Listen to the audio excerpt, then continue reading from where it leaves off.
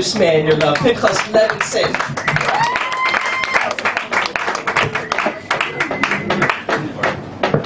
Okay, yes, please, David gets another round of applause. Great putting this together. You guys got here. Yeah. So you're from Toronto, right? Tim Hortons, yeah. Industrial strength coffee. You know, come on. I mean, they made it to New York, Tim Hortons, right? And they took the Tim Hortons donut, and they took the Dunkin's donut. No difference. Sorry, guys. No, but Toronto's a great city. I know, the only really thing I know about Toronto is that it has the most sex offenders per capita of any city in North America. Yeah! So, keep your distance, guys. Keep going. Anyway, you guys know where we are? Yeah. Oh, and they're all here, huh? They're all here. Crime went down, right? So, anyway, you guys know what time of year it is?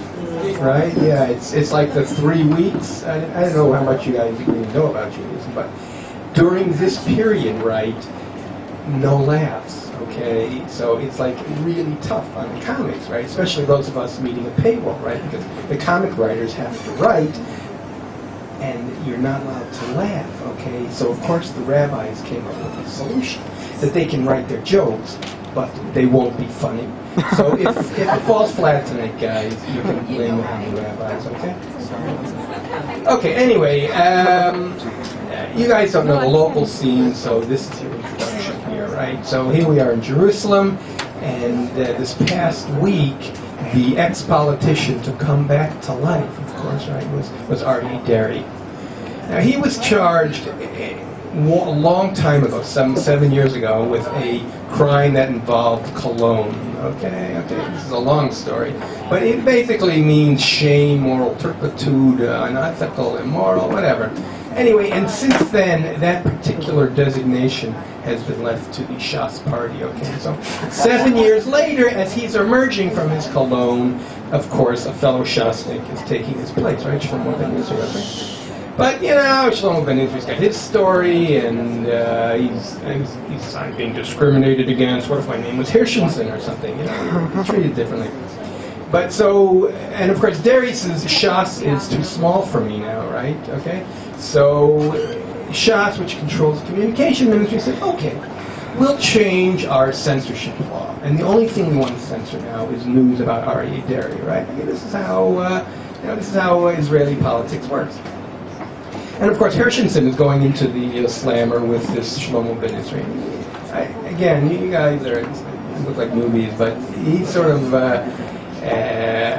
he's a former finance minister, okay? And so he says, me? You know, I used to be in the Knesset, now I am sitting like Olmer. And but he's going to serve his time anyway, and he's finally going to give it. He's finally going to give it to Shas, right? He's going to tell Ben Israel, you don't get the top bunk, right? Anyway, these are all past people. The person of the moment, as usual, is Bibi, who's got a lot of pressure on him, right? You know, the story is first he's a zigzag. I mean, this is a guy I voted for, okay? First he zigzags on his economic policy, right? Again, he says we're going to impose VAT on fruits and vegetables. We're not. So in the end, the usual Israeli compromise, they're going to put the VAT on the overripe bananas and those ugly white watermelon seeds, but it's just not going to happen, right?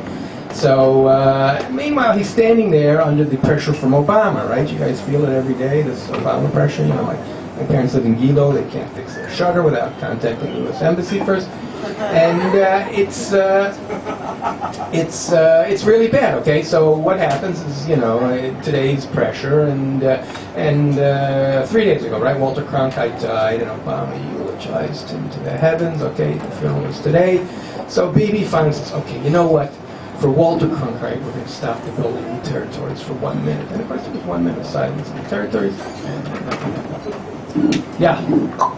Anyway, the main, and then of course the government is bloated, right? Again, you guys don't appreciate that Bibi who came in, and you know, the government's a fat man, we gotta get the thin man.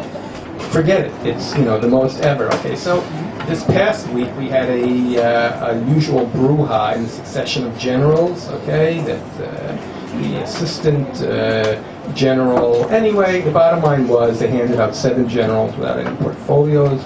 and now everybody's happy. And the last government, you know, the guy in power, right? Israel Katz, okay? He is the Secretary of Transportation, I don't word American terms.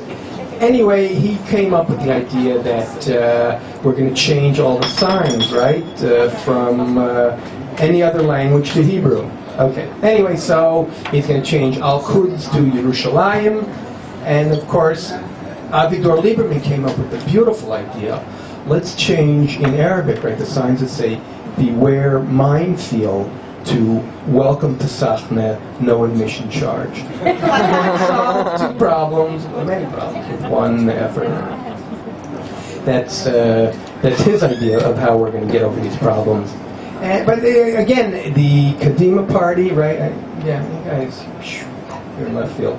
But the Kadima party got the most number of votes and not in the government. Okay, so first Zippy Libni gets up there and says to Musavi, you know, stick with it, I got the most number of votes and I'm not in power.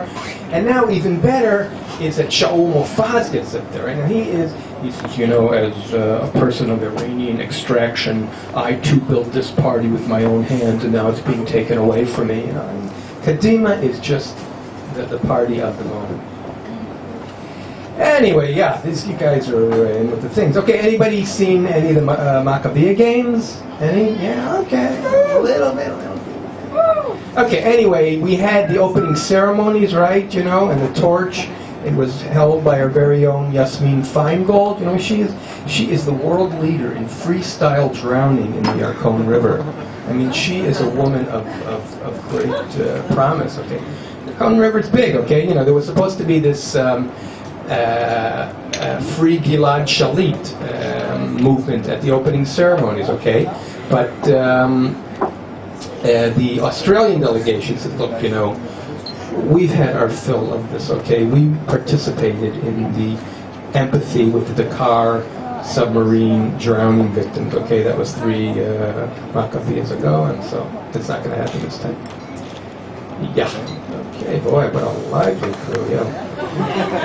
Anyway, so that's, but there is good news on the Gilad Shalit front, right? Okay, the new negotiator is a guy named Chagai Hadass. Okay, again, I'm not going to give his whole life story, but he is a failed businessman, as are most Israelis, and he's an ex-intelligence officer, which are most Israelis. Anyway, he had this patch, right, which was supposed to tell you a half hour beforehand that you were going to get a heart attack. Okay, you know, big deal. In the end, it was a bluff. But the good news for Gilad Shalit was that he has now come up with a new free Gilad Shalit sticker, and it is a winner, I can tell you that. His company's also, in the meantime, come up with other lifesaver patches, right? You know, the first one didn't work, so the second one is half an hour after you had a heart attack. It says, are you still alive, you know? Or he's come up with a life killer patch, right? Which is that it sends you 10 SMSs and it says you're about to get cancer from all the radiation, you know? But okay, this is a standard operating procedure for Israelis. But yeah, it's an amazing country. We just had last week in the news these 3 toughs, I don't know what you call them, punks, beat up on this cab driver in Haifa, right? Now, the kids these days, they just can't do anything. I mean, like, it wasn't 10 years ago that 2 kids could kill a taxi driver, right? And here it is now, 3 kids attack this guy and he still walks away. And kids are nowhere. Or have you heard of our very own Sherry Arison, right? She's the richest woman in Israel, right? And she's gotten kookier by the day, right? She has this, she had the seance thing, right? Where she talks to people who aren't there, okay? So the bank, at least, saw a good publicity campaign in this, right? They said, you know what? You can now talk to your banker when the bank is closed. That's their best response. Whoa, well, yes. Apart from Israel, there are other people out there, right? There's, of course, Hillary Clinton, who, you know, broke her elbow. You remember? She was in the United States, somewhere out there.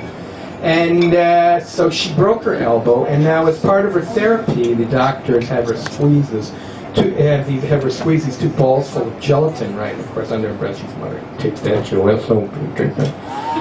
But the last one outside our borders, of course, is